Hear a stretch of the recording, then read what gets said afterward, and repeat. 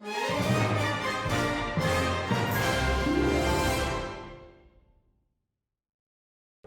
शहादत जिसको हम हर साल एक्नॉलेज करते हैं और सदियों से एक्नॉलेज करते चले आ रहे हैं और सदियों तक एक्नॉलेज करते रहेंगे, आज उसको रिकॉल करने का, उसको याद करने का दिन है। हम इस मौके के ऊपर रस्मी बातें नहीं करेंगे। हमारा कद काठ और हमारी सोच उन शोहदा और उन जैसे दूसरे शोहदा के रुतबे से बहुत नीचे है, ना होने के बराबर है। हम मिट्टी के ज़र्रे के बराबर हैं, लिहाजा हम उनकी मिसालों को इस्तेमाल करके आपको लेक्चर नहीं दे सकते। सिर्फ ये कह सकते हैं कि तारीख़ को पढ़िए और तारीख़ में इन जैसे वाक़यात का मवाजना करके देखिए उन क़ुव्वतों के साथ जिन्होंने इन वाक़यात को जन्म दिया, फिर देखिए उन क़ुव्वतों का अंजाम क्या हुआ और वो लोग जिन्होंने कुर्बानियाँ दी, अल्लाह की राह में साबित कदम रहे, उन्होंने कैसा अंजाम पाया और उनका कितना अच्छा ख़ात्मा हुआ और उसके बाद उनके दर्जात कैसे बुलंद हुए और रहती दुनिया तक उनका नाम यकीनन कायम रहेगा। तो ये जो जंग है बातिल की और सच की, उसके बारे में जानने के लिए आज का दिन बहुत अहम है। तो बतौर तालिब इल्म तारीख़ के मैं तो इस वाक़े को बार बार पढ़ता हूँ और ये दिल को तक़वियत देता हूँ कि माजी में, हाल की तरह और मुस्तक़बिल में भी ऐसे मौक़े बेशुमार आएंगे ज़िंदगी में जब आप अपने आप को माइनॉरिटी में महसूस करेंगे,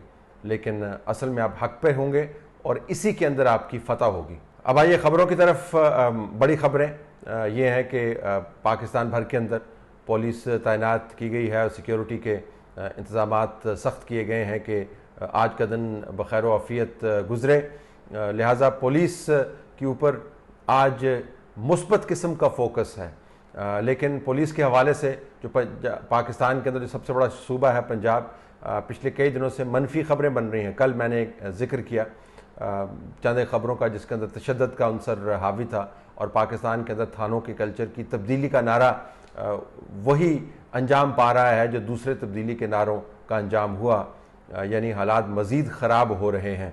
पंजाब पुलिस के आला अफसरान ने अब एक नया काम किया है और उन्होंने कहा है कि जी हमने थानों के अंदर जो मेंबरान हैं पुलिस अफसरान, उनको मोबाइल ले जाने की इजाज़त नहीं देनी। वजाहत उन्होंने दी है कि ये पब्लिक पर लागू नहीं होता, लेकिन जैसे हमारे यहाँ पर रिवायत है ये पब्लिक पर भी लागू होगा और थाने के अंदर के हालात को आप नज़रों से ओझल करने का एहतमाम करेंगे, बजाय इसके कि आप थानों के अंदर तशद्दुद और जो ज़िल्लत आमेज़ रवैया अपनाया जाता है उन लोगों के लिए जो कटे पटे आते हैं। आपने कैमरों की बंदिश के ऊपर ज़्यादा फोकस किया है ताकि अंदर की खबर बाहर ना निकले और अंधेरा छाए रहे और अंधेरे के अंदर आप वारदातें करते रहें। अगर आपने पुलिस को रिफॉर्म करना है तो उसके लिए आपको चीफ मिनिस्टर के ऑफिस के मामलात को देखना होगा। चीफ मिनिस्टर बुनियादी तौर पर तो ऐसे हैं कि आप सलाम दुआ कर लें तो उसके बाद आपको एहसास हो जाता है कि चीफ मिनिस्टर साहब इंतज़ामी तौर पर कितने पानी में खड़े हैं, लेकिन उनकी कारकर्दगी पिछले एक साल के अंदर अब सर चढ़ कर बोलने लगी है। सबको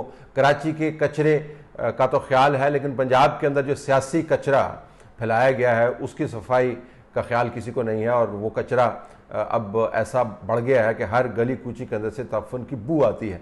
पंजाब के चलाने वालों के अंदर GOR के अंदर बुज़दार साहब के रिश्तेदार बैठे हुए हैं। एक बड़ी एनेक्सी है, VIP एनेक्सी, उसके अंदर बराजमान है और वहाँ से बैठ के व्हीलिंग एंड डीलिंग होती है और वहाँ पर मामला तय होते हैं। पंजाब के अंदर पुलिस की तैनातियों का जहाँ तक मामला है तो MNA MPA तो छोड़ें, एक DPO साउथ पंजाब से, मैं ज़िले का फ़िलहाल नाम नहीं लूँगा, वहाँ पर बैठ कर दस्ते रास्त है वो मौजूदा पंजाब के हुक्मरानों का, वहाँ से वो ऑर्डर जारी करता है और पंजाब के अंदर बड़े पैमाने के ऊपर DIG के लेवल के ऊपर जो है और मुख्तलिफ आला अफसरान की तैनातियाँ जो हैं वो मुतय्यन करते हैं।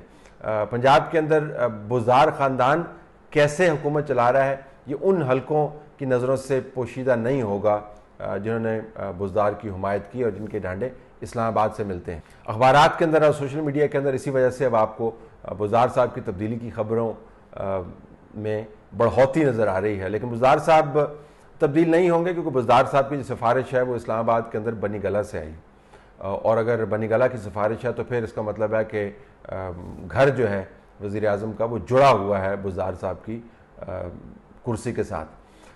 पंजाब के अंदर बहुत सारी खामियां हैं पंजाब सियासी लिहाज से, दूसरे सूबों के अंदर गैर मकबूल भी है, पंजाब के अंदर से जो सियासत उठती है वो पाकिस्तान के अंदर तहलका भी मचाती है। पंजाब के अंदर जोड़ तोड़ की सियासत का ज़्यादा रिवाज है, अगरचे अब खैर KPK और बलूचिस्तान और सिंध के अंदर जो हालात बने हैं उससे कम से कम पंजाब की रेपुटेशन जो है वो स्टैंड ऑन रेपुटेशन नहीं है कि यहाँ पर मैनिपुलेशन बहुत होती है। बाकी तीनों सूबों ने भी 2018 और उससे पहले और अब तक जो है अब बड़ी लंबी लंबी छलांगें लगाई हैं पंजाब की इस रेपुटेशन को सरपास करने के लिए कि वो साजिशों का और गैर जमहूरी तरीक़ाकार का हब है। अब सिंध के अंदर पीपल्स पार्टी की हुकूमत को गिराने की कोशिश की जा रही है, एक फॉरवर्ड ब्लॉक बनाया जा रहा है। लेकिन बहरहाल पंजाब की बहुत सारी खामियां रही हैं, लेकिन पंजाब की कोई ऐसी खामी नहीं है जिसकी पादाश में मौजूदा निज़ाम वो डिज़र्व करता हो।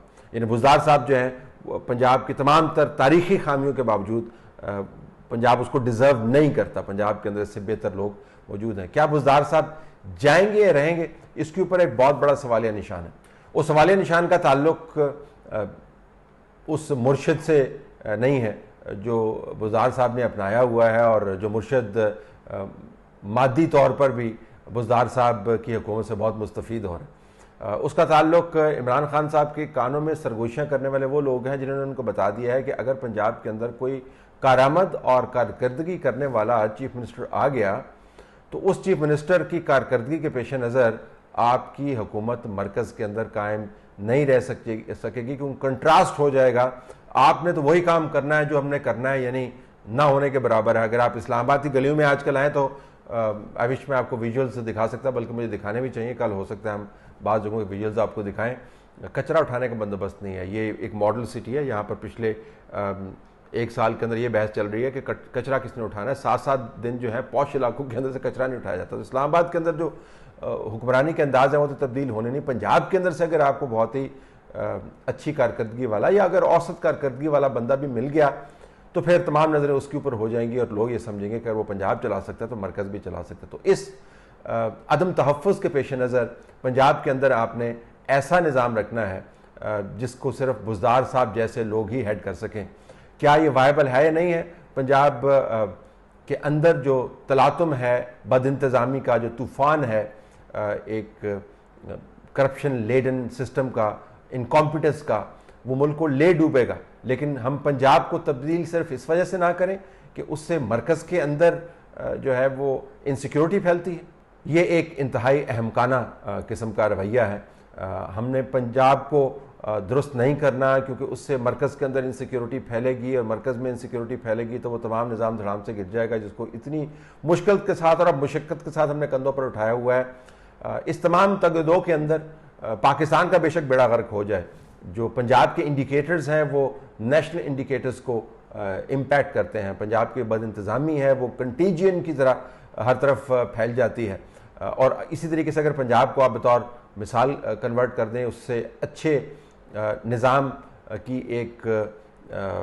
एक हवाला तरतीब दें तो दूसरे सूबे अमूमन उसको कॉपी करने की कोशिश करते हैं और उससे जो गवर्नेंस का स्टैंडर्ड है वो बढ़ जाता है। तो ये बुज़दार साहब का जो मामला है, फ़िलहाल तो वो उनकी 5 उंगलियां घी में और सर कढ़ाई में हैं और पाँव भी उन्होंने देसी घी के अंदर रखे हुए हैं, लेकिन वो सर्वाइव कर रहे हैं इस्लामाबाद के अंदर से जो उनको उनके मुर्शिद ने उनको आशीर्वाद दी, उसके ऊपर उस आशीर्वाद के वज़न के नीचे इस मुल्क की ऐसी की तैसी हो रही है। बहरहाल ये वो नुक्ता है जिसके ऊपर पाकिस्तान के अंदर फ़िलहाल कोई काम करने को तैयार नहीं, क्योंकि इमरान खान इसके बारे में बहुत ज़्यादा सेंसिटिव हैं और इमरान खान साहब की जो सेंसिटिविटीज़ हैं इस वक्त निज़ाम को हिला के रख सकती हैं। लिहाजा इमरान साहब की सेंसिटिविटीज़ का ख्याल किया जाता है और उस ख्याल के सदक़े में बुज़दार साहब भी सर्वाइव कर रहे हैं।